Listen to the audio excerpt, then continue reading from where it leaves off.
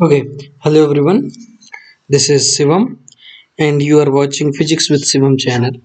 So last video में हमने देखा था कि हमारी एसआई यूनिट्स की डेफिनेशन हम किस तरह से डिफाइन करते हैं।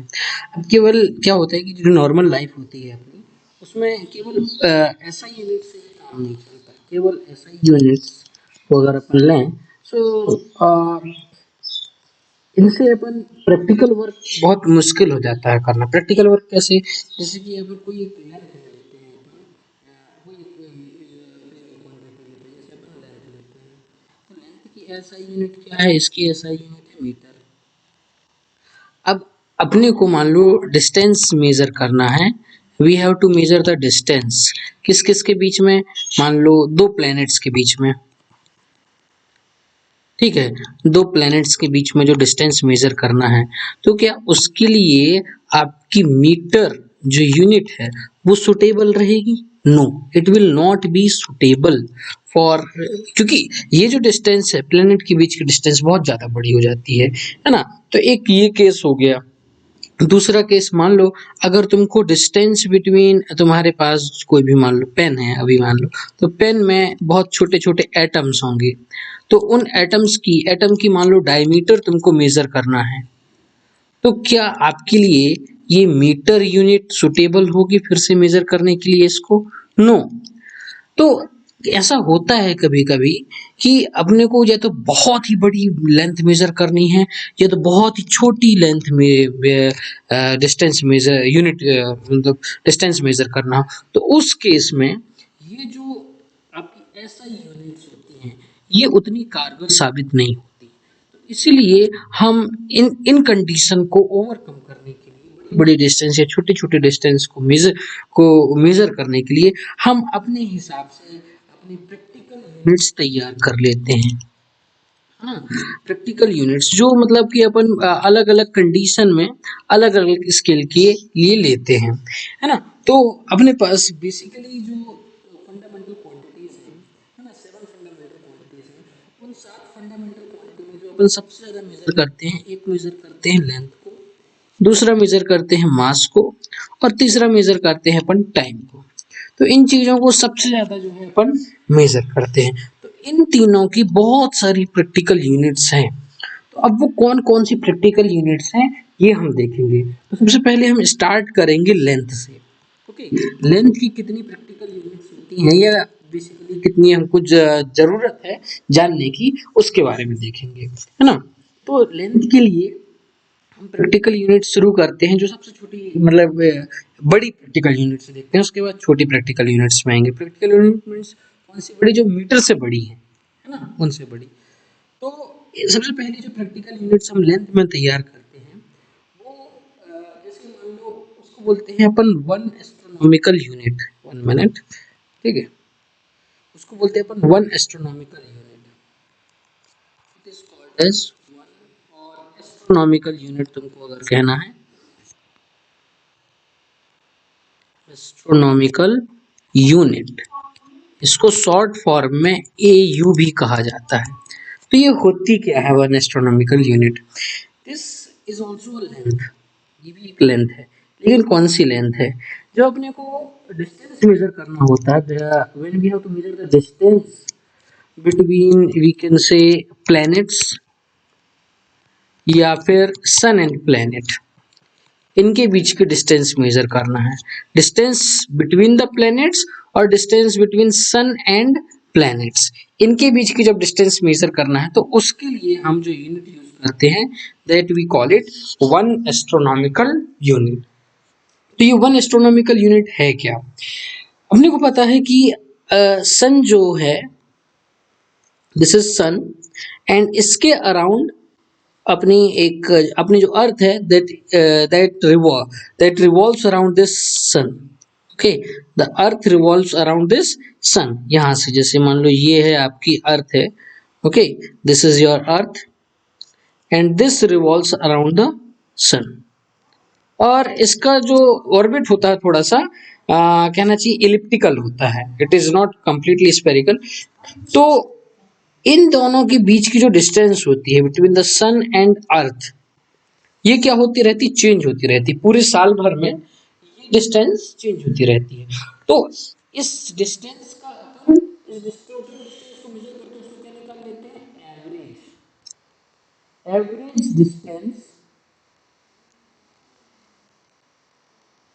Average distance between sun and earth. Okay, अपन ऐसा बस नहीं बोल सकते distance between sun and earth, क्योंकि वो डिस्टेंस चेंज होती रहती है। तो अपन उसको क्या बोलते हैं, average distance between sun and earth is called as astronomical unit.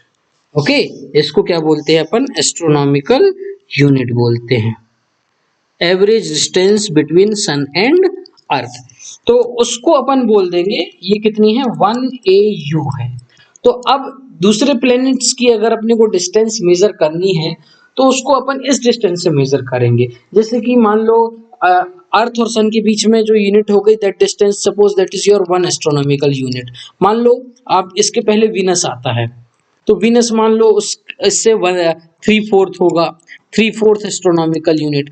आप इसके बाद मान लो मार्स है, जुपिटर आता है, तो मान लो जुपिटर की यूनिट अपन इसी यूनिट से क्या करेंगे, कंपेयर करेंगे। अपन ये बोल सकते हैं कि मान लो अर्थ और सन के डिस्टेंस के बीच की डिस्टेंस को अपन ने 1 यूनिट बोल दिया, तो वो 4 यूनिट हो गई। 4 यूनिट मीन्स इस डिस्टेंस के 4 गुना हो गई। तो सपोज उसको अपन बोल सकते हैं कि दैट इज योर 4 टाइम्स, है ना। सो वी फिर अपन यहाँ पे क्या करते हैं, अपन जो डिस्टेंस है अर्थ और सन के बीच की उसको एक यूनिट मान लिए, इसको एक अपन ने यूनिट मान लिया, और इससे कंपेयर करके अब जो है अपन दूसरी डिस्टेंस क्या कर रहे हैं, मेजर कर रहे हैं। तो इस यूनिट को अपन ने क्या नाम दिया, 1 astronomical unit. So this is one kind of your practical unit, है ना। बड़े डिस्टेंस को मेजर करने के लिए ये एक अपन यूनिट बनाते हैं जिसको अपन क्या बोलते हैं, 1 astronomical unit. So astronomical unit कितनी होती है आपकी, क्या होती है, मतलब average distance between sun and earth. तो इसको 1 AU अगर इसको कैलकुलेट किया गया प्रैक्टिकली, तो इसकी जो वैल्यू आती है एग्जैक्टली अगर मैं मीटर में बताऊं, सो दिस कम्स 14 था, यू कैन से 14 crore 95 sorry 14 crore 95 lakhs 97,870.7 kilometre, इतनी आती है इसकी डिस्टेंस। या फिर इसको आप बोल सकते हो around 15 crore kilometre, around this much this distance come.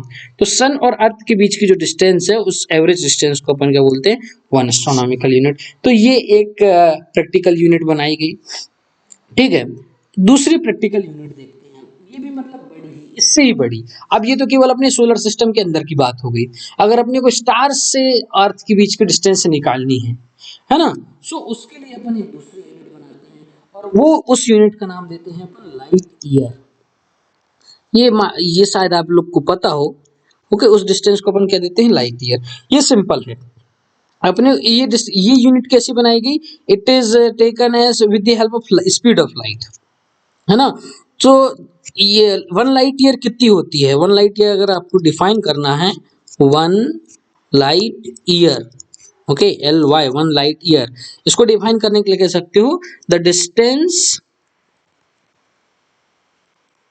covered by light in 1 year. उसको क्या बोलते हैं अपन, जितनी डिस्टेंस एक साल में वो कवर करेगी, the distance covered by the light in 1 year, that will be called as 1 light year. उस डिस्टेंस को अपन क्या बोलते हैं, 1 लाइट। और ये यूज होती है स्टार्स के बीच के डिस्टेंस मेजर करने के लिए, डिस्टेंस बिटवीन स्टार्स और डिस्टेंस ऑफ स्टार्स फ्रॉम अर्थ, इस तरह की चीजों को मेजर करने के लिए यूज होती है। सो इसको अपन कैलकुलेट भी कर सकते हैं। कैसे कैलकुलेट करेंगे, अपने को पता है डिस्टेंस निकालना है, डिस्टेंस इज इक्वल्स टू क्या होता है अपने पास फॉर्मूला, स्पीड इनटू टाइम। तो स्पीड कितनी होती है लाइट की, 3 × 10⁸ मीटर पर सेकेंड, इनटू टाइम मतलब कि टाइम कितना, 1 साल का, और ये अपन उसको भी सेकंड में कन्वर्ट कर लेंगे। सो 365 × 365 डेज हो गए, एक डेज में 24 आवर्स हो गए, उसमें 60 minutes into 60 seconds, so these are total number of seconds in a year and this is the speed of light. दोनों को मल्टीप्लाई कर देंगे अगर अपन, तो अपने को डिस्टेंस मिल जाती है अराउंड 9.46 इंटू 10⁻15 मीटर। इतनी क्या होती है, डिस्टेंस होती है, या 1 light year is equal to कितना होता है, इतना मीटर होता है, ये आप कह सकते हो। दिस इज द कन्वर्जन अगर आपको करना हो। So this is the distance measured between the this is the unit which is used to measure between the distance between the stars, और या फिर अर्थ से किसी स्टार्स की या किसी गैलेक्सी की यूनिट मेजर, डिस्टेंस मेजर करना हो उसके लिए यूज करते हैं। Then comes the third one, that is a bit tricky। वो इस यूनिट का नाम दिया है इन्होंने पारसेक। पारसेक, अब देखिए क्या होता है, ये इसको कैसे समझते हैं। ये क्या है, जैसे अपन एक कोई लाइन खींचते हैं और इस ये लाइन के दो कॉर्नर है, इसको थोड़ी पास से देखेंगे, यहां से दोनों कॉर्नर को देखते हैं। ओह 1 मिनट, हाँ, यहां से दोनों कॉर्नर को देखते हैं तो ये कुछ एंगल सबटेंड कर रहे हैं यहाँ पे, ये थीटा है ना। अब अपन क्या करेंगे, इस लाइन से थोड़ा दूर चले जाएंगे और फिर वहां से देखेंगे, ये एंगल यहाँ पे इसको बोल दो आप θ2, फिर थोड़ी और दूर जाके देखेंगे आप इससे, है ना, उसी चीज को और भी ज्यादा दूर जाके देखेंगे, है ना, तो ये एंगल इसको बोल दीजिए θ3।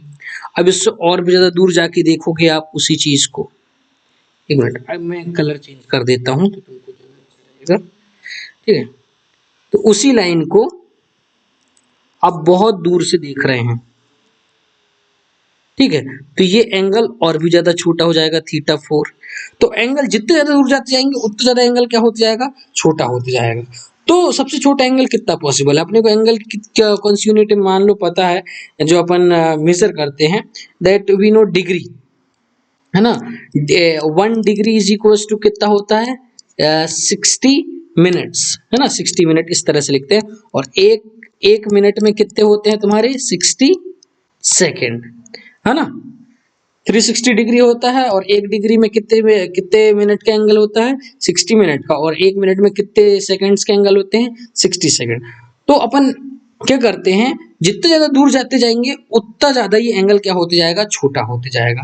तो अपन ये एक वर्टिकल लाइन लेते हैं और उस वर्टिकल लाइन की जो डिस्टेंस में लेते हैं अपन, ये क्या लेते हैं अपन, 1 एस्ट्रोनॉमिकल यूनिट। मतलब मान लो यहाँ पे सन है और यहाँ पे क्या है आपकी अर्थ, इन दोनों के बीच में, अब इन दोनों को अपन इतने दूर से देखेंगे, इतने दूर से देखेंगे इन दोनों को, कि इन दोनों के बीच में जो एंगल सबटेंड हो वो कितने का हो, आपका 1 सेकेंड का हो। तो उस डिस्टेंस को क्या बोला जाता है, that distance is called as 1 parsec. ठीक है, ये डिस्टेंस जो 1 एस्ट्रोनॉमिकल की वर्टिकल लाइन पे एक सेकंड का एंगल सबटेंड करे, वो डिस्टेंस को अपन क्या बोलते हैं, 1 पारसेक। देखिए ये 1 एस्ट्रोनॉमिकल यूनिट है। आप अगर यहाँ पे खड़े होके देखेंगे इसको, अर्थ और सन के बीच में कहीं आके देखेंगे, तो ये एंगल कितने का बनेगा, अराउंड योर 179.99 कुछ का डिग्री का। फिर दूर जाएंगे तो ये कम होते जाएगा, कम होते जाएगा, कम होते जाएगा। कितने दूर चले जाना है आपको, इतने दूर चले जाना है कि ये डिग्री वाला एंगल मिनट में कन्वर्ट हो जाए, मिनट से कन्वर्ट होकर सेकंड में कन्वर्ट हो जाए, और सबसे छोटा सेकंड का एंगल बने। कितना छोटा एंगल बने, 1 सेकंड का। तो उतने जितना दूर आप जाओगे, जितना दूर आपको जाना पड़े एक सेकंड का एंगल सबटेंड करने के लिए, उस डिस्टेंस को अपन क्या बोलते हैं, 1 पारसेक। सो 1 पारसेक अपन किस तरह से डिफाइन कर सकते हैं, the distance which subtends the angle of 1 second on a arc, इसको अपन एक आर्क मान लें, on a arc of your 1 astronomical unit। ठीक है, ये भी बड़ी डिस्टेंस को मेजर करने के लिए यूज करता है। तो अपन इसकी डेफिनेशन लिख लेते हैं, क्या होगी definition, the distance which subtends an angle of 1 second on a arc of 1 astronomical unit। तो उस वो डिस्टेंस जो एक 1 एस्ट्रोनॉमिकल आर्क पे 1 सेकेंड का एंगल सबटेंड करे, उतना दूर जाना पड़े, उस डिस्टेंस को अपन क्या बोलते हैं, 1 parsec. So this is also use to measure the larger distance. तो 1 पार्सेक में जो आपके आप अगर इसको कन्वर्ट करना चाहें तो 1 पार्सेक में जो आपकी जो मीटर में अगर इसको लिखें, so it comes 3.086 into 10⁻16 metre. Light year में लिखेंगे तो 3.26 लाइट ईयर, है ना, 3.26 लाइट ईयर। 1 मिनट, इसको थोड़ा सा 3.26 लाइट ईयर इतना होता है, मतलब ये लाइट ईयर से ही बड़े डिस्टेंस है। तो ये सबसे बड़ी प्रैक्टिकल यूनिट है, कहना चाहिए अभी जो अपने को पता है। तो ये बड़ी बड़ी डिस्टेंस मेजर करने के लिए यूज किया। अब जो बहुत छोटे लेवल पे अपने को अगर कोई डिस्टेंस मेजर करनी है, मतलब 1 मीटर से भी कम की अपने को डिस्टेंस मेजर करनी है, तो वहां पे अपन जैसे एक चौथी टाइप की लिख रहे हैं, इसको बोलते हैं अपन फर्मी। और 1 फर्मी इज इक्वल टू होता है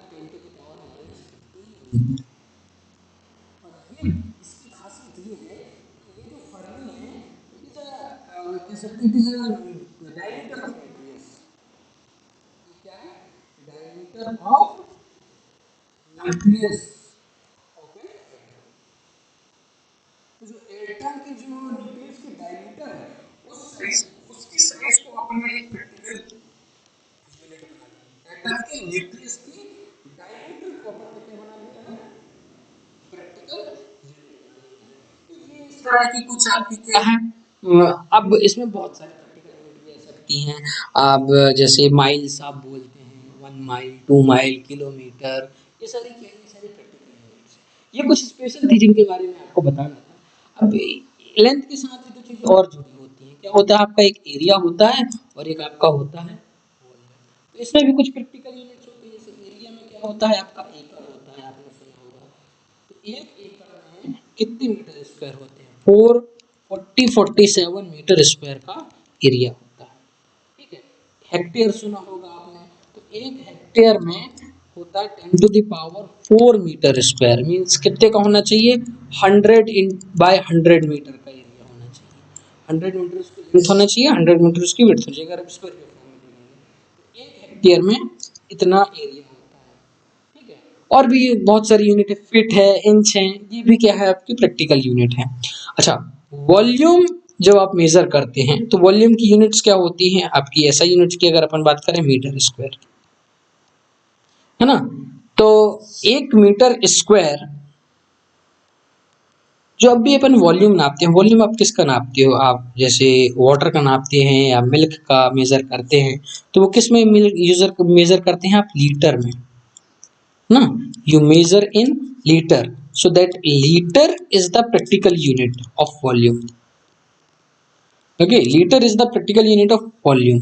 सो 1 लीटर, 1 लीटर कितने का होता है आपका, 1 लीटर कह सकते हैं आप, जब एक आप क्यूब लें जिसकी मतलब कहना चाहिए, एक अगर आप क्यूब लेते हैं और उस क्यूब की खासियत ये होनी चाहिए कि वो जो हो आपका 10 सेंटीमीटर हाइट में हो, 10 सेंटीमीटर विड्थ में हो और 10 सेंटीमीटर उसकी चौड़ाई हो, तो उस क्यूब में आप 1 लीटर मिल्क आ सकता है ना। तो इसका कहना चाहिए, अगर सेंटीमीटर में अगर आप निकालते हैं तो 1000 सेंटीमीटर क्यूब का अगर आप वॉल्यूम लेते हैं तो उसमें 1 लीटर का मटेरियल आ सकता है। तो 1 मीटर क्यूब में कितना लीटर आएगा, उसमें जाएगा आपका 1000 लीटर। ठीक है, जो आपके वाटर टैंक आते हैं 1000 लीटर के, उनका वॉल्यूम अगर मीटर क्यूब में होगा तो कितना होगा, 1 metre cube. So these are the practical units of, you can say, related to length. Now ये हो गई एक क्वांटिटी। दूसरी क्वांटिटी आपके पास क्या होती है, अभी मैंने बताया था कि एक क्वांटिटी तो आपकी हो गई लेंथ, दूसरी क्वांटिटी अगर अपन ले लें so that is your mass. So mass के बारे में देखते हैं, मास की क्या क्या प्रैक्टिकल यूनिट्स होती हैं। तो लेंथ के बारे में तो अपन ने देख लिया, ये होती है इसके प्रैक्टिकल यूनिट्स। मास के बारे में, तो मास की के लिए तो आप सिंपली मोस्टली क्या यूज करते हैं, जैसे ऐसा यूनिट क्या है, सबसे पहले लिख लेते हैं। ऐसा यूनिट होती है इसकी किलोग्राम, ऐसा यूनिट होती है किलोग्राम। तो किलोग्राम अपन जब डेली यूज में जो सामान लेके आते हैं उसके लिए जो लोग मान लो यूज करते हैं क्या, केजी, है ना। लेकिन जो ट्रेड होता है, बड़े बड़े व्यापारी होते हैं, वो हर बार जैसे उनका कोई शिपमेंट आ रहा है तो वो ऐसा थोड़ी बोलेंगे कि जो हमारा शिपमेंट आया है वो 40,980 किलोग्राम का आया है, इस तरह से वो नहीं बोलते। तो वो अपने हिसाब से एक नई यूनिट बना लेते हैं। कैसे, वो क्या कहते हैं कि 1000 केजी के लिए उन्होंने नई यूनिट बना ली, और 1000 केजी इज इक्वल टू वो बोलते हैं that is called as 1 ton, है ना। सो ये टन क्या हो गई आपकी मास मेजर करने की practical unit. So 1 ton is equal to 1000 KG. वैसे आपने सुना होगा क्विंटल के बारे में, 1 क्विंटल, 1 क्विंटल मीन्स 100 केजी, एक क्विंटल ये होता है। फिर आपने सुना होगा एक मन, है ना, मन भी सुना होगा, इसको इस तरह से लिखते हैं MUND। तो एक मन में मतलब कि वो एक बोरे का साइज होता है, एक बोरे में लगभग जो तुम्हारा आता है that is around your 40 KG. 40 KG को अराउंड क्या बोलते हैं, है ना। फिर आपने सुना होगा पाउंड भी, that is also the practical unit. So 1 इसको डिनोट करते हैं LB से। So 1 pound is equal to your 0.4536 K G. ये प्रैक्टिकल यूनिट्स है किसकी, मास के, तो छोटे छोटे। अब इसकी एक लिमिट होती है क्या, जैसे अब अपन बोलते हैं कि जो मास होता है वो ग्रेविटेशनल पुल एक्सर्ट करता है ना, ग्रेविटेशनल पुल एक्सर्ट करता है। तो जब ये मास ग्रेविटेशनल पुल एक्सर्ट करता है तो एक जैसे अर्थ है, तो अर्थ अपने हर एक चीज को अपने सेंटर की तरफ अट्रैक्ट करती है।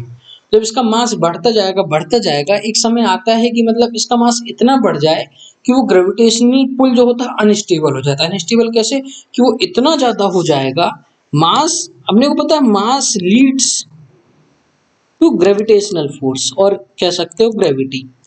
तो जितना ज्यादा मास होगा उतनी ज्यादा ग्रेविटी होगी, है ना, और ग्रेविटी क्या है, फोर्स। तो एक लिमिट होती है कि beyond which if you will increase the mass, तो ग्रेविटेशनल पुल इतना बढ़ जाएगा कि कह सकते हो कि वो डिसइंटीग्रेट होना शुरू हो जाएगा, मतलब वो चीजें आपस में टूटने लग जाएंगी। तो एक इंडियन साइंटिस्ट थे जिन्होंने वो मास की थ्योरेटिकल वैल्यू दी, है ना, and his name was Chandrashekhar. Chandrasekhar sir was there. He has given that unit और ये कह सकते हो लिमिट। उन्होंने एक लिमिट बताई कि उस लिमिट से ज्यादा का मास एक्सर्ट नहीं हो सकता, और उस लिमिट वो जो लिमिट थी 1.4 टाइम्स ऑफ सोलर मास। मतलब कि अगर किसी ऑब्जेक्ट का मास सन के मास से 1.4 टाइम्स ज्यादा हो जाए, then the object will start disintegrating itself. वो खुद को क्या होने लग जाएगा, उसमें डिसइंटीग्रेशन होने लग जाएगा, टूटने लग जाएगा। तो इन्होंने इन्हीं के उसके मतलब इन्हीं के ऑनर में उन्होंने इसका नाम दे दिया, इसको बोल दिया Chandrashekhar limit.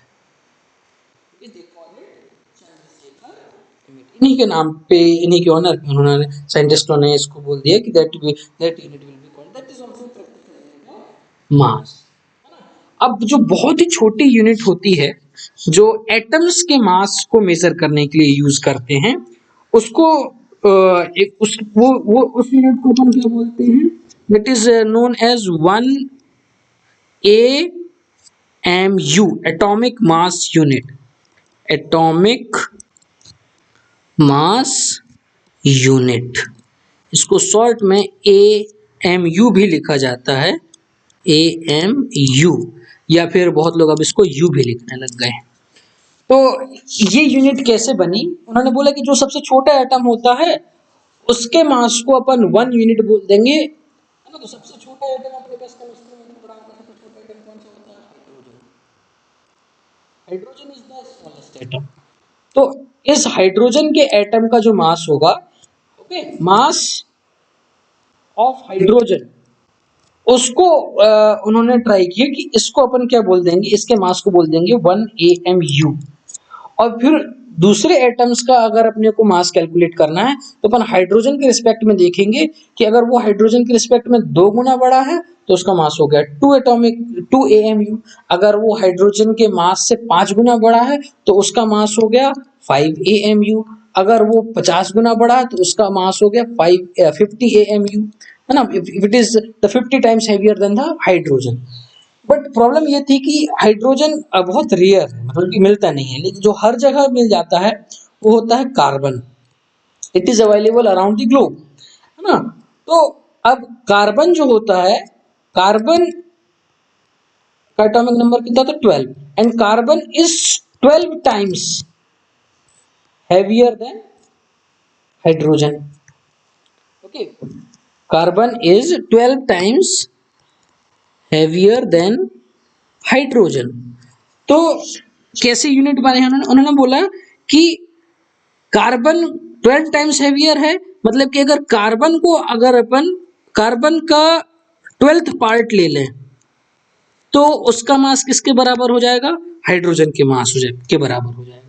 Okay, the 12th part of a hydrogen carbon will be equals to the mass of hydrogen, है ना। तो इसको क्या बोल सकते हैं? तो इसलिए उन्होंने हाइड्रोजन ना लेगी क्योंकि हाइड्रोजन रेयर है, उन्होंने क्या लिया? Carbon. So 1 AMU they have defined, 1 AMU how they have defined, okay, 1 AMU, 1 atomic mass unit is equals to the mass of 1/12 part 1/12 part of carbon 12. Mass of 1/12 part of carbon 12 will be referred as 1 AMU, है ना। Mass of, तो एक atom, सबसे छोटा atom कौन सा है? Hydrogen. लेकिन हाइड्रोजन क्यों नहीं लिया? क्योंकि बहुत रेयर है। तो कार्बन का मास हाइड्रोजन के मास से 12 टाइम्स होता है। तो अगर कार्बन के मास को अपन 12 से डिवाइड कर दे तो वो किसके बराबर हो गया? Around your hydrogen. So that's why we take 1 atomic mass unit जो अपन ऐसे लेते हैं, किसके बराबर लेते हैं? वो 1/12 part of a carbon 12 atom. ये होता ही है आपकी मास की एक यूनिट, ठीक है। So these are the units to जिसको प्रैक्टिकल यूनिट है, ये किसके लिए हो गई? आपकी मास की यूनिट हो गई। तो आपकी लेंथ होगी, मास होगी। अब टाइम के बारे में बात करते हैं अपन। टाइम की कौन कौन सी प्रैक्टिकल यूनिट्स हैं? आपको सबको बता सकते हैं कि टाइम, सबको पता होता है कि टाइम की कौन कौन सी प्रैक्टिकल यूनिट होती हैं।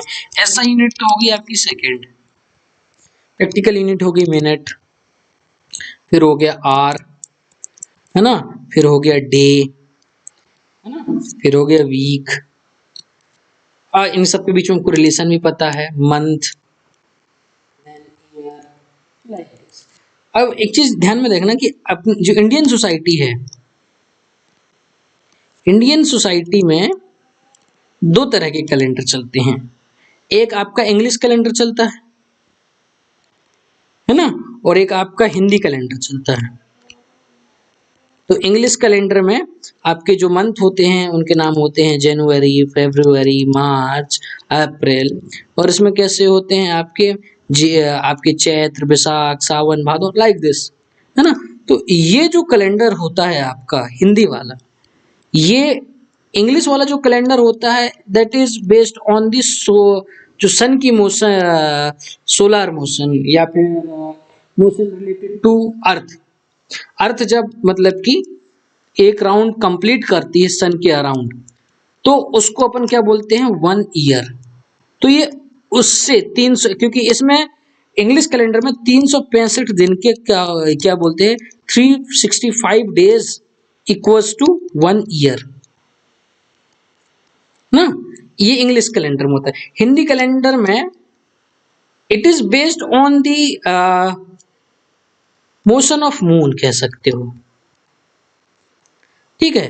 क्योंकि जब मून 30 टाइम्स जब सन के मतलब अर्थ के अराउंड रोटेट होता है तो उसमें इसके पास कह सकते हो कि एक बार न्यू मून हो जाता है और 2 बार फुल मून हो जाते हैं, 2 बार फुल मून हो जाता है और एक बार न्यू मून हो जाता है।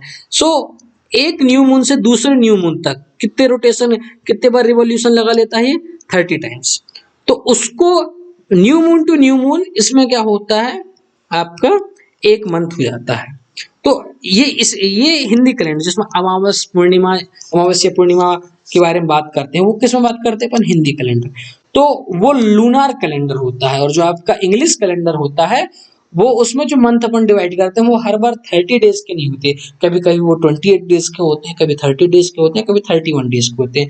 क्योंकि अपन ने पूरे ईयर को अलग अलग 365 इक्वल लाने के लिए अलग अलग कर लिया है। अब 365 भी इसमें हर 4th ईयर आपका लीप ईयर आता है, क्योंकि जो रोटेशन होता है वो आपका एग्जैक्टली 365 डेज में नहीं होता, वो होता है आपका 365 एंड 1/4 डे में।